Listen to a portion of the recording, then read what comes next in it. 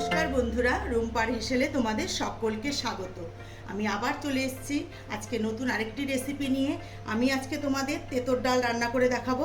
তা আজকে আমি তেঁতুর ডাল এই মটর ডাল দিয়ে করব, আর পেঁপে আর এই যে উচ্ছে, আমি তেঁতুর ডালটা আজকে পেঁপে আর উচ্ছে দিয়ে করব। আর এই তেঁতুর ডালের মেন উপকরণ সেটা হচ্ছে এই যে দেখো, এটা হচ্ছে গৈনারি পাতা। তোমরা কি নামে জানো কি না জানি না, এটাকে বলে গৈনারি। এটা শুক্তো কিংবা তেঁতুর ডালে এটা ফোড়নের মধ্যে দিলে ভীষণই ভালো লাগে, এর গন্ধটা ভীষণই সুন্দর।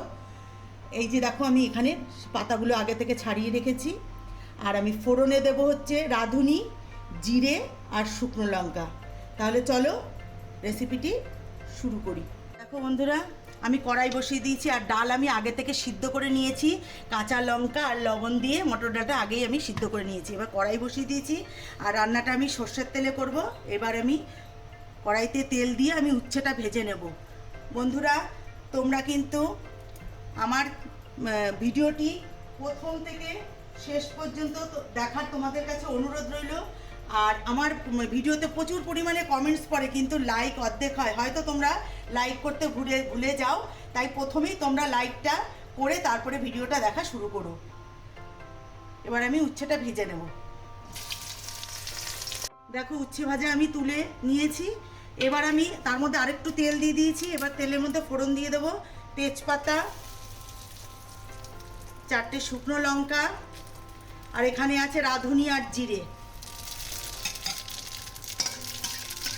ফোড়নটা ভাজা ভাজা হয়ে গেছে। আমি এবার এর মধ্যে দিয়ে দেবো পেঁপে কেটে রাখা। বন্ধুরা, এটা খেতে, এই তিতর ডালটা খেতে ভীষণই ভালো হয়, যেহেতু এর মধ্যে এই যে গৈনারি পাতাটা পড়ে, এর গন্ধটা ভীষণই সুন্দর, যার জন্য এই ডালটা খেতে ভীষণই ভালো হয়। তোমরা অবশ্যই বাড়িতে একবার ট্রাই করবে, যদি কিনা এই গৈনারি পাতা তোমরা চেনো বা জানো। এটা দিয়ে একবার এভাবে তিতর ডাল রান্না করে অবশ্যই খাবে। এবার আমি এর মধ্যে দিয়ে দিচ্ছি এই যে গৈনারি পাতাটা।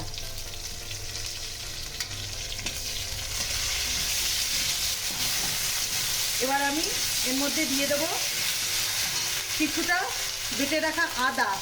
আমি পুরোটা দেবো না, অর্ধেকটা দেবো, আর অর্ধেকটা আমি কাঁচা দেবো, কেন কাঁচা আদার গন্ধ তিতর ডালে ভীষণ ভালো লাগে।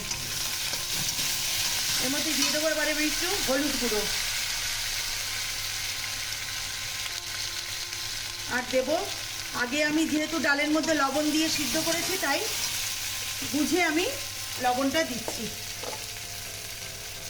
এর থেকে বেশি আর দেব না। এবার আমি মশলার সঙ্গে পেঁপেটাকে একটু কিছুক্ষণ কষিয়ে তারপরে আমি এর মধ্যে ডাল দেবো। পেঁপে আমার কষানো হয়ে গেছে মশলার সাথে, আদা বাটার সাথে। এবার আমি এর মধ্যে সিদ্ধ করে রাখা ডালটা ঢেলে দিচ্ছি।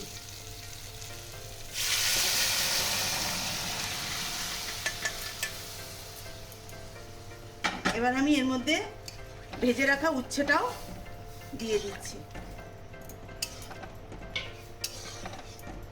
আর আগে থেকে ডালের যে ফুটানো জলটা, সেটা আমি কিছুটা দিয়ে দেবো।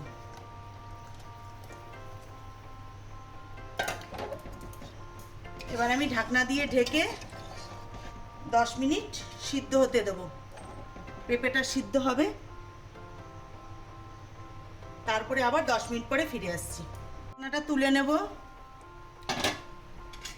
ডাল আমার হয়ে গেছে, দেখো পেঁপেও সিদ্ধ হয়ে গেছে। এবার আমি ওই যে কিছুটা আদা বাটা রেখে দিয়েছিলাম, সেখান থেকে কিছুটা আদা বাটা আমি দিয়ে দেবো, কেননা তিতর ডালে কাঁচা আদা দিলে তার গন্ধটা ভীষণই ভালো লাগে।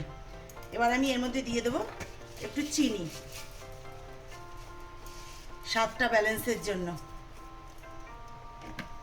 এবার আমি একটু নেড়ে চেড়ে গ্যাসটা বন্ধ করে দিচ্ছি। ডাল আমার হয়ে গেছে, নামিয়ে নিয়ে তোমাদেরকে দেখাচ্ছি। এটা আমি আজকে মটর ডাল দিয়ে করেছি, তোমরা চাইলে মুসুর ডাল দিয়েও করতে পারো। হয়ে গেছে, গ্যাসটা বন্ধ করে দিলাম। দেখো, তেঁতুর ডাল আমার হয়ে গেছে, আমি নামিয়ে নিয়েছি। এবার একটা পাত্রে উঠিয়ে নিচ্ছি। বন্ধুরা, তোমাদের কাছে রিকোয়েস্ট রইল, তোমরা অবশ্যই এভাবে একবার রান্না করে খেয়ে আমাকে কমেন্টস করে জানাবে।